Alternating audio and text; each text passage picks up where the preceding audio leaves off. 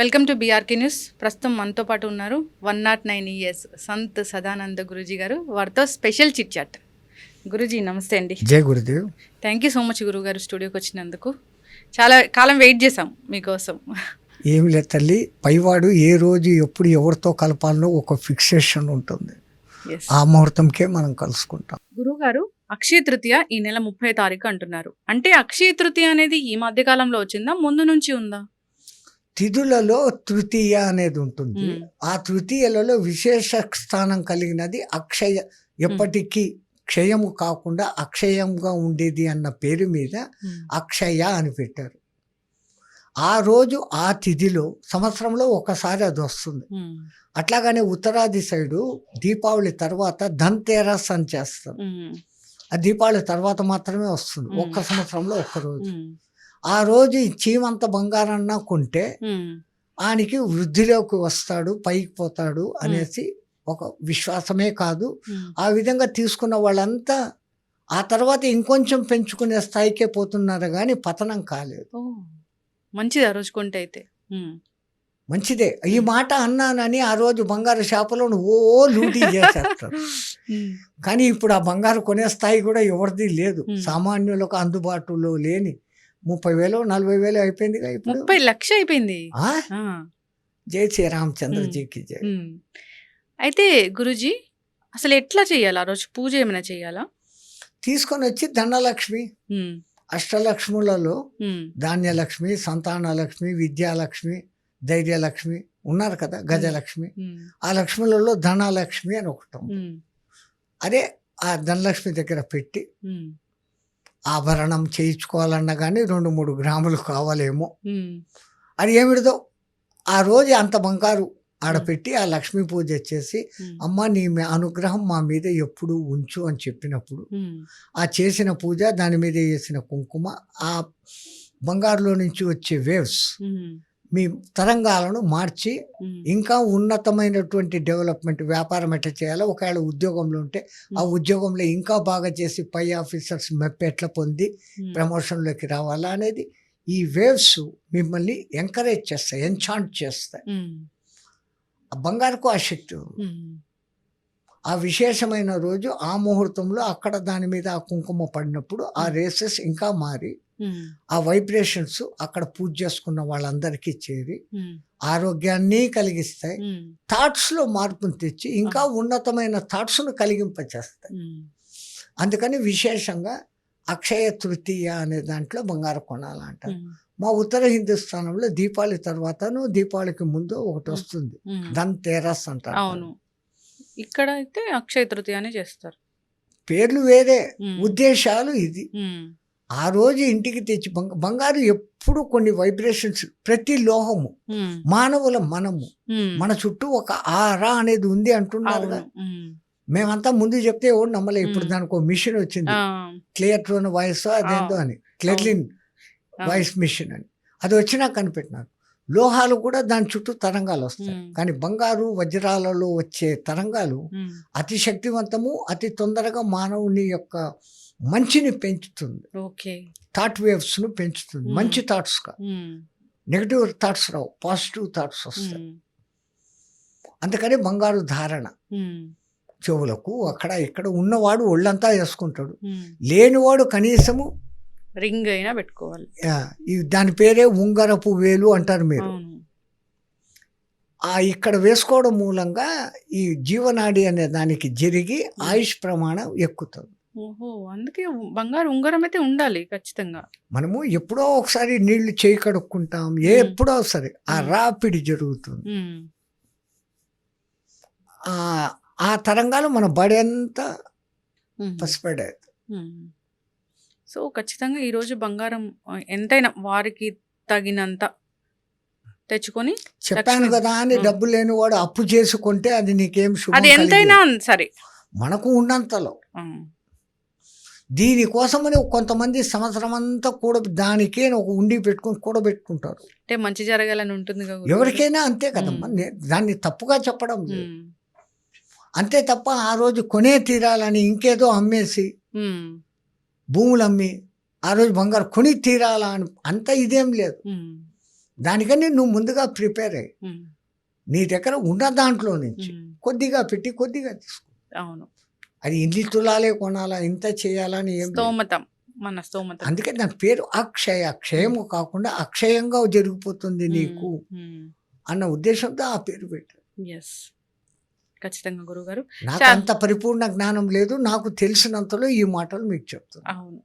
ఏదైనా పెద్దలు ఈ ఈ పండగని ఈ విధంగా జరుపుకోవాలి, ఈ రోజు చాలా పవిత్రమైన రోజు అని చెప్పారంటే దాని వెనక సైంటిఫిక్ రీజన్ కూడా ఖచ్చితంగా ఉంటుంది. ఇప్పుడు బంగారం ఒంటి మీద ధరించాలి అంటే మీరు ఇందాక చాలా చక్కగా చెప్పారు. వినాయక చవితి, మ్మ్. ఈ రామ ప్రణమికి పానకం వడపప్పు మ్మ్. ఏంటి ఆ వేసవి మొదలు అవును. బాగా పందిర్లు వేసి చల్లగా ఇంత చల్లగా పానకం, దాంట్లో మిరియాలు బెల్లము అవన్నీ కలిపి ఉమ్, అది శరీరానికి ఆరోగ్యం ఇచ్చి శీతలీకరణ చేస్తుంది. వడపప్పు పానకం. అది పెసర పప్పు, పప్పు. అదేమో ఆ, పప్పు. ఆ పప్పు పచ్చిది ఆ రోజే తింటాం, మిగతా అప్పుడంతా బొడలు చేసుకొని దాన్ని చంపేసి సగం తింటాం. అవును. న్యాచురల్గా ఆ రోజు తింటాం. ఉమ్, కనీసం ఇట్లన్నా తినండిరా సంవత్సరానికి ఒకసారి, ఆ సీజన్ అప్పుడు అది. అవును.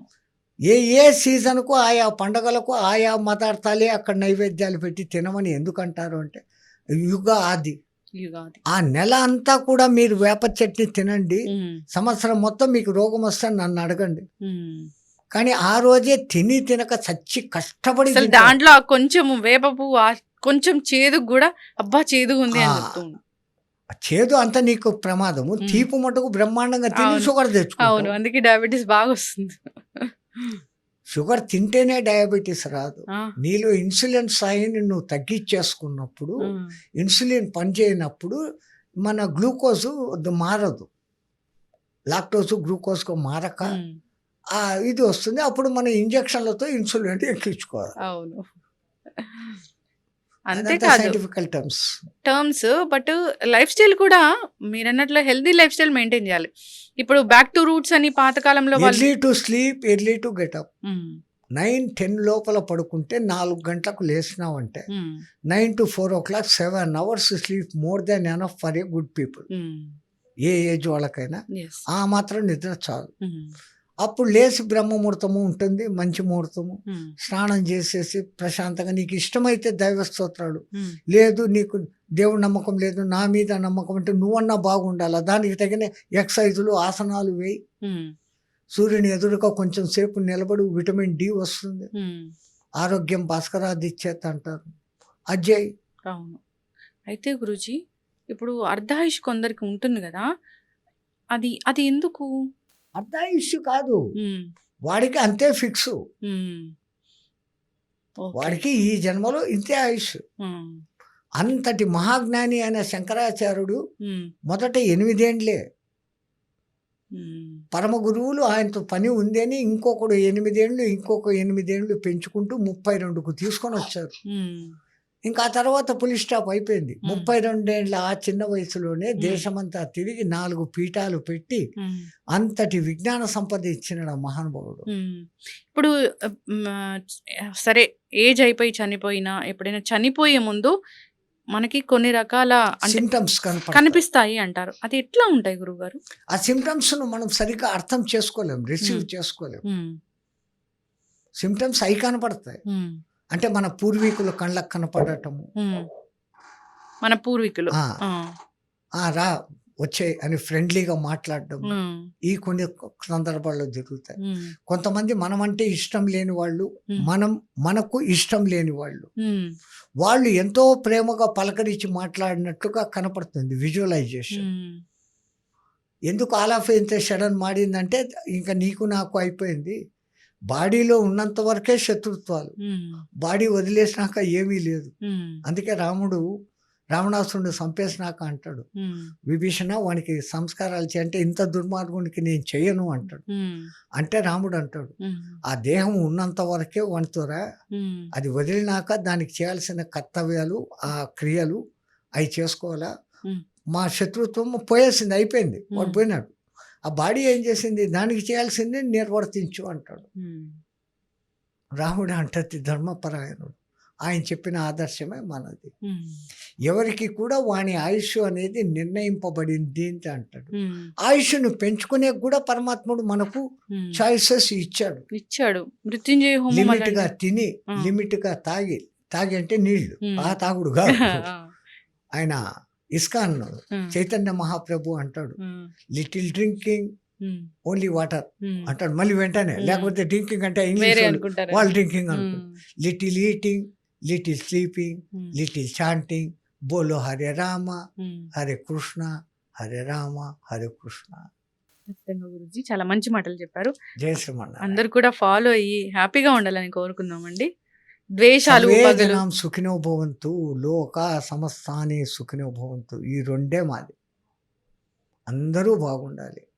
ఎస్ అసలు మన భారతదేశ సనాతన ధర్మంలో ఉన్న శాంతి మంత్రాలు ఏదైనా తీసుకోండమ్మా. నాకు చెయ్యి అన్న మాట ఒక్కటి ఉందా దాంట్లో? సహనావతు తీసుకోండి, పూర్ణమద పూర్ణమిద తీసుకోండి, త్వచ్చం యోరా వృణిమహే తీసుకోండి, ఏ మంత్రమైన ఛందసాం ఋషభో వేద తీసుకోండి. ఇవన్నీ లేకుంటే అన్నిటికన్నా గొప్పది. స్వస్తి ప్రజాభ్యాం పరిపాలయంతాం న్యాయేన మార్గేణ మహిం మహిష. రాజులు న్యాయ మార్గంలో పాలించుదురుగాక. అందరికీ స్వస్తి ప్రజాభ్యాం పరిపాలయంతాం న్యాయేన మార్గేణ మహిం మహిష. గో బ్రాహ్మణే శుభమస్తు నిత్యం. కాలే వర్షం పర్జంతి, భూమి సస్యశాలిని, దేశోయం క్షోభరహితం. అదనా ధనా సంతు, అసంతాన సంతాన స్వార్థిరస్తు. ఎంత అందరూ బాగుండాలి, అందరికీ మంచి జరగాలి, రాజులు మంచిగా పరిపాలించాలి, దేశంలో ఆవులు వృద్ధి పొందాలి, బ్రహ్మ మార్గమందు ప్రయాణించే వాళ్ళు బాగుండాలి. బ్రాహ్మణులు అంటే వాళ్ళు ఒక్కడే బాగుండాలి, మిగతా వాళ్ళంతా పోవాలనా? వాళ్ళ ఉద్దేశం వేరే. మనం దాన్ని కుల మతాల డిఫరెన్స్గా తీసుకుంటున్నాం. బ్రహ్మ పదము యందు నిత్యము చరించు వాళ్ళు బ్రాహ్మణులు. వాళ్ళు మనకు బోధ చేసి మంచి మార్గంలో పెడతారు కాబట్టి వాళ్ళు బాగుండాలి, గోవులు బాగుండాలి. బ్రాహ్మణులు కాదు, ఈ లైసెన్స్ బిల్లు వేసుకొని తిరిగే బ్రాహ్మణులు కాదు. బ్రహ్మము యందు నిత్యము చరించు వారు బ్రాహ్మణులు, వాళ్ళు ఉండాలి.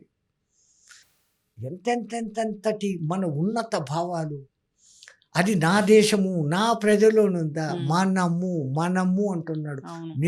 నేను మా వాళ్ళు అనేది లేదు. అది సనాతన ధర్మపు గొప్పతనం. సర్వే జనాం సుఖినో భవంతు. స్వస్తి. ధన్యవాదాలు.